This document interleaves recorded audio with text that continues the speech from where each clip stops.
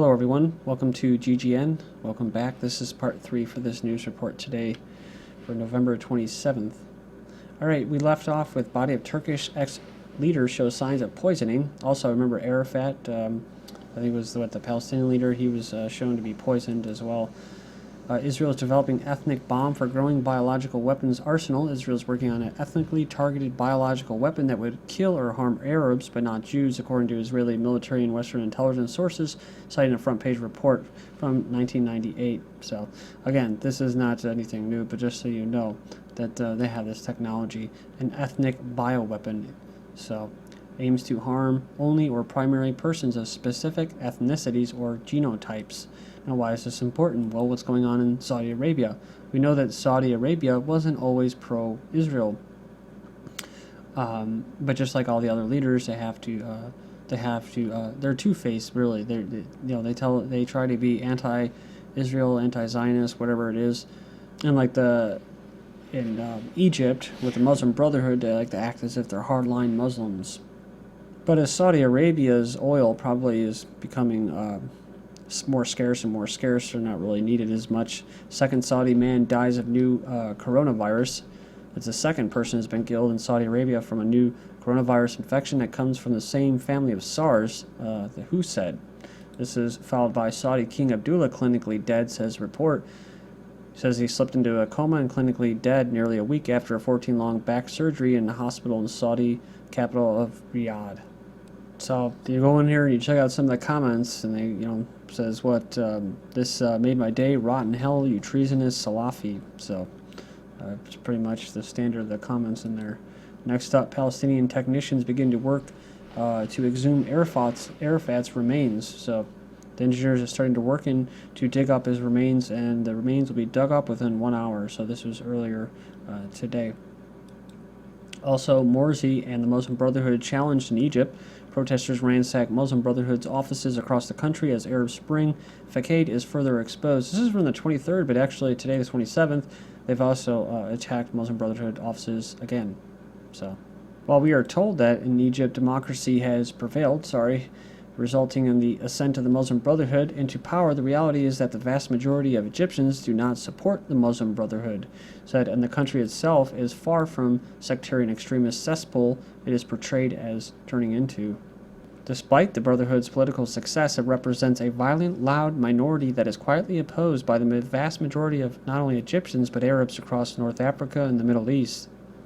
Its high level of organization, immense funding provided by Saudi Arabia, Qatar, and even the West, including Israel, allows it to perpetuate itself in spite of its unpopularity, while its violent tactics allow it to crush dissent, which is what they're doing now.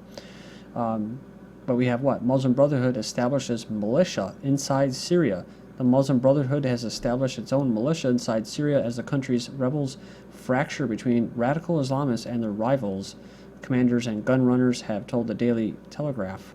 They say our mission is to build a civil country, but with an Islamic base. So, kind of like the virtue police that were walking around. We are trying to raise awareness for Islam and for jihad. So, like giving mass or whatever it is, holding a service in full jihad gear. And just a quick historical fact. The Muslim Brotherhood is actually, it says here, the nemesis of the ruling Ba'ath Party of President Bashar al-Assad. Their bitter rivals. Says that the Brotherhood is believed to be the best organized Syrian opposition group. It says Morsi of Egypt is sticking to his guns on decree. Presidential spokesman says that he's standing by his controversial decree granting him a wide-ranging legislative power. So it just makes you wonder, was this part of the plan? Last Thursday, Morsi issued a constitutional declaration that sweepingly expanded the Egyptian president's powers.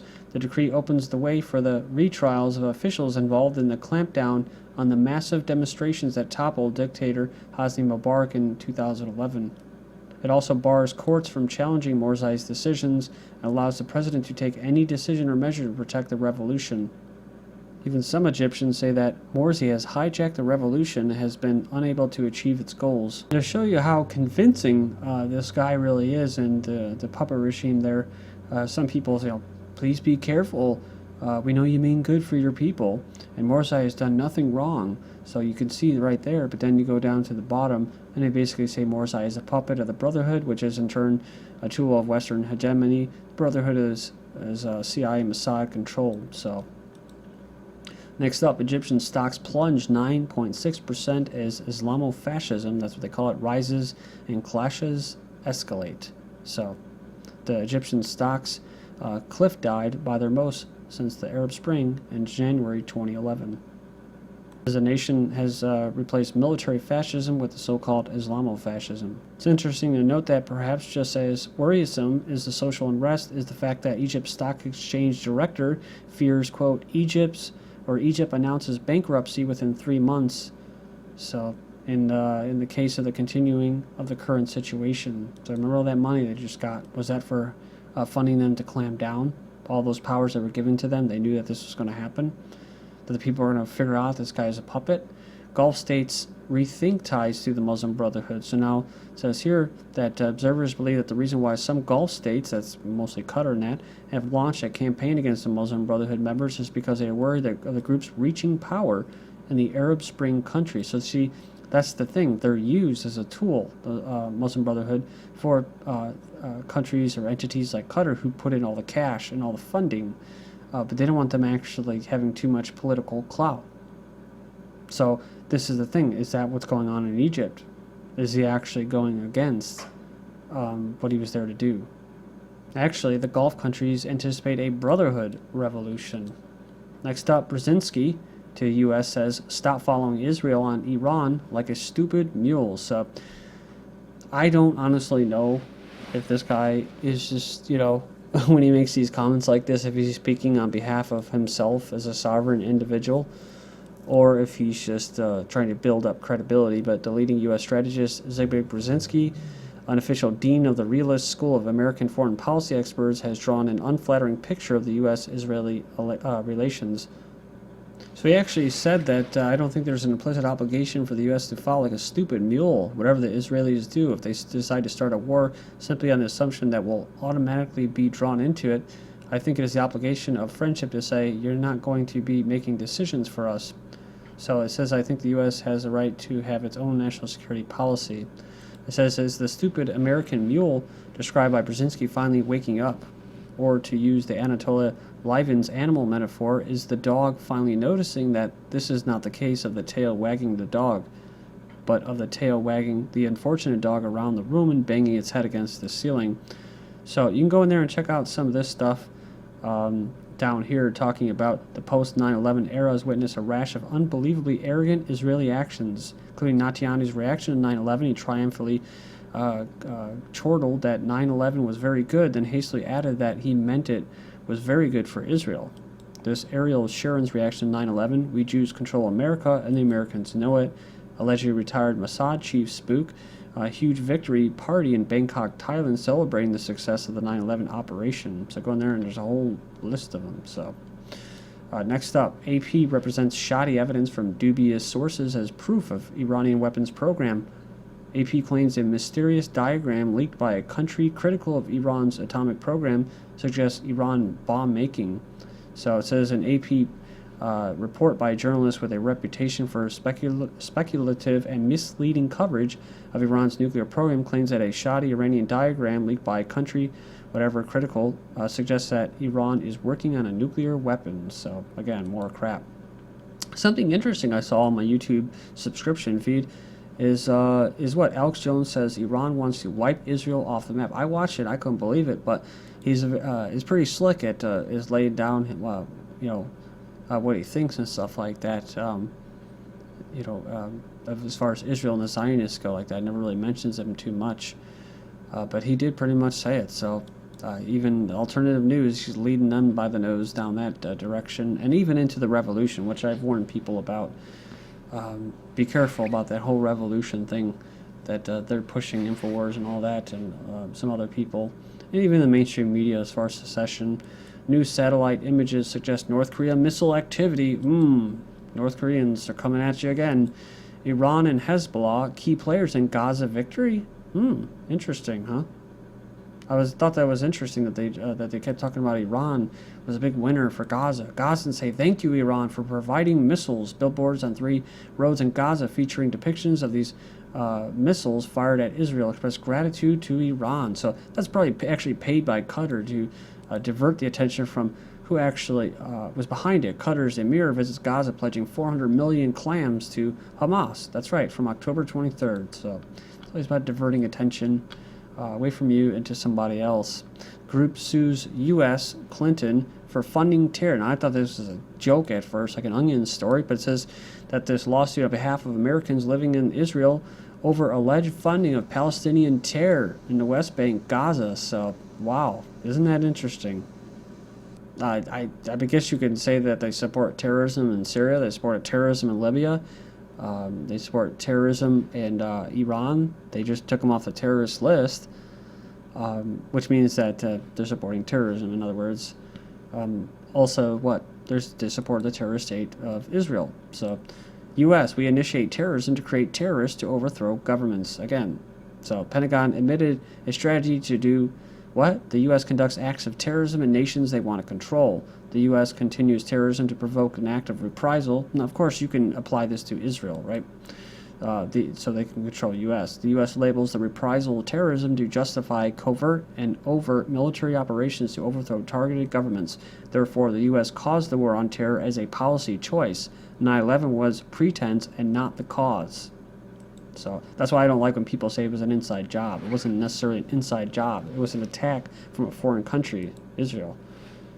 Israeli military's Twitter warrior forced to retreat after Obama-style blackface jokes. So one of the main things I noticed was that Americans and people in the comment board say, oh, it's not a big deal. It's not a big deal, right? They play it down, right?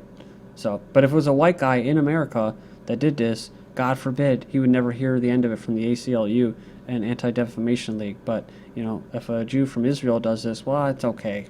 I just find it kind of funny because, you know, that not only is Obama, you know, lighter than Mexicans, some Mexicans and Asians, and that he's, you know, half white himself, but that, you know, Obama was all about Israel defending themselves. So, I mean, he was all about Israel attacking after they assassinated a Hamas leader to kill any kind of peace brokering. Also, Kim Jong-un, Chinese news site, falls for the Onion's sexiest man alive. So, I've mentioned this many times before. I hate the Onion. I don't like them. I just despise them because they trick people who aren't aware that they exist, right? I don't care about the Onion if it's just some kind of crap entertainment infotainment. It's a waste of time. And, you know, they call it satirical. I call it stupid and offensive, right? Because people need real news. They don't need to be tricked into something that could be true, right? I'm not talking about him being the sexiest man in the world, but I'm talking about this, right? Iranian news agency falls for Obama Ahmadinejad spoof story. So they fell for it too, right? Why? Because many of the stories, like the Somali pirates being paid by Goldman Sachs, it could be true, right? It's things that could literally you would believe. But if you weren't aware that the crappy Onion exists, then you would actually believe it.